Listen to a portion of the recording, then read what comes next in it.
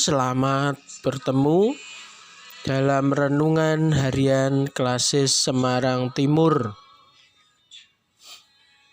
Pada saat ini kita akan mengambil sebuah judul, Kesengsaraan Orang Kaya.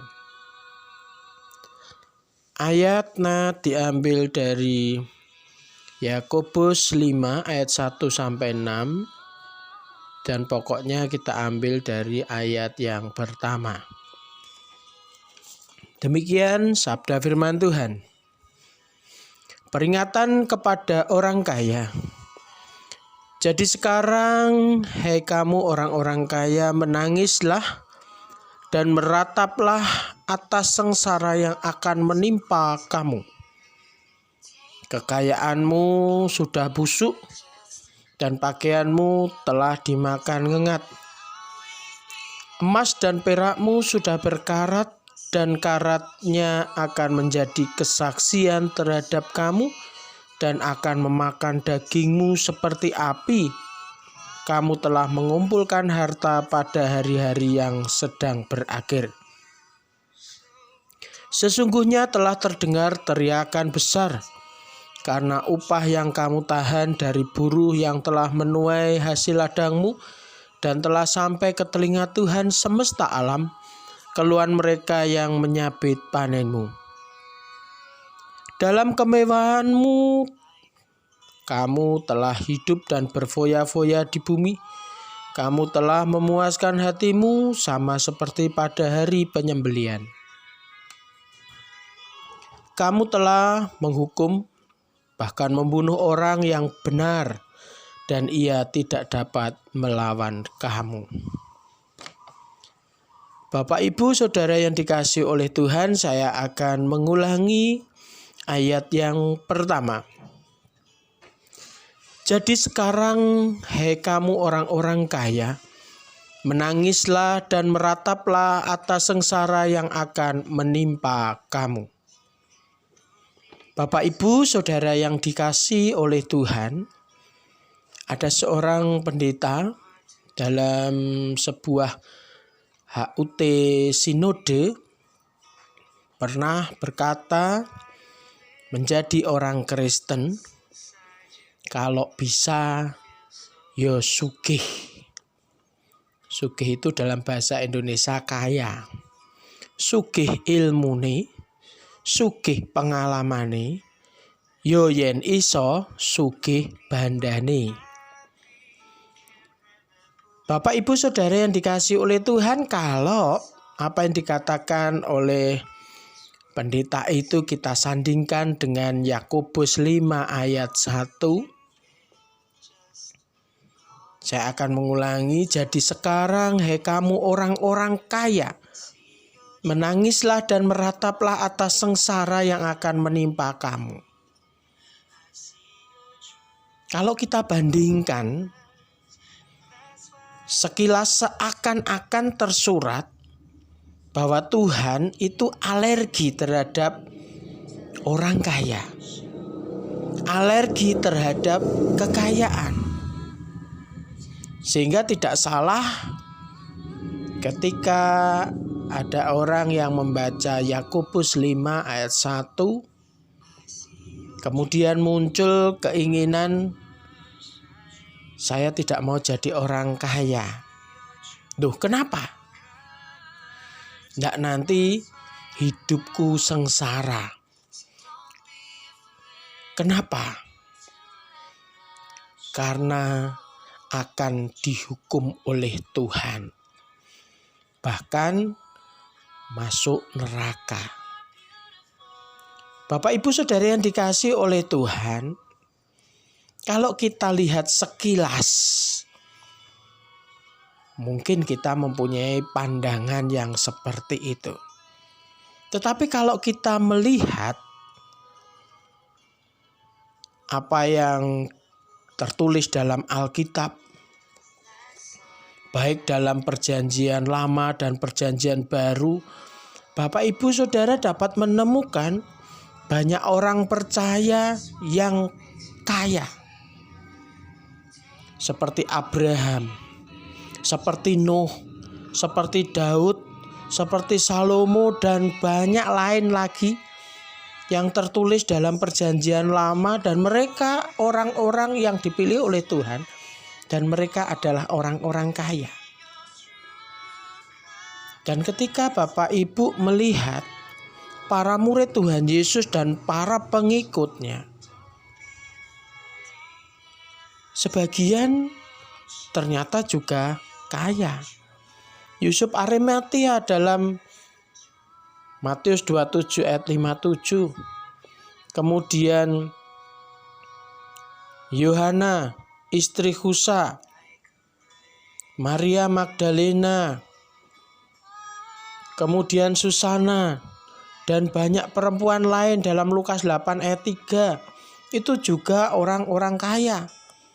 Sakius, orang yang sangat kaya, yang berdosa dan kemudian bertobat, kemudian menjadi pengikut Yesus. Itu juga orang yang kaya.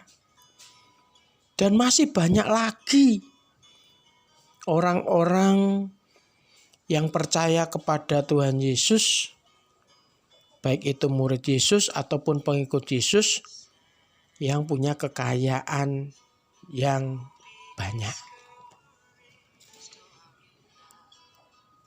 Mungkin setelah kita melihat itu, muncul suatu pertanyaan. Dari Yakobus 5, khususnya ayat 1. Di sini dikatakan, jadi sekarang hai kamu orang-orang kaya, menangislah dan merataplah atas sengsara yang akan menimpa kamu. Orang kaya seperti apa yang akan menangis, akan meratap, akan sengsara di dalam Yakobus 5 ayat 1 ini? Orang kaya yang seperti apa? Mari Bapak Ibu kita lihat ayat 6. Bapak Ibu bisa melihat di ayat 6 yang berbunyi, kamu telah menghukum bahkan membunuh orang yang benar, dan ia tidak dapat melawan kamu. Artinya orang yang oleh karena kekayaannya kemudian menindas, menghakimi orang lain. Bahkan menganggap bahwa orang yang tidak kaya berada dalam penghukuman Tuhan. Ini tentu sesuatu yang tidak sesuai dengan kehendak Tuhan. Kalau Bapak Ibu lihat di ayat 5, Bapak Ibu juga dapat melihat orang kaya yang seperti apa yang akan menderita, akan sengsara. Yaitu orang yang tidak peduli terhadap orang lain. Dia punya kekayaan, tetapi ketika ada orang yang membutuhkan dan ia bisa membantu mereka, tetapi tidak dilakukan.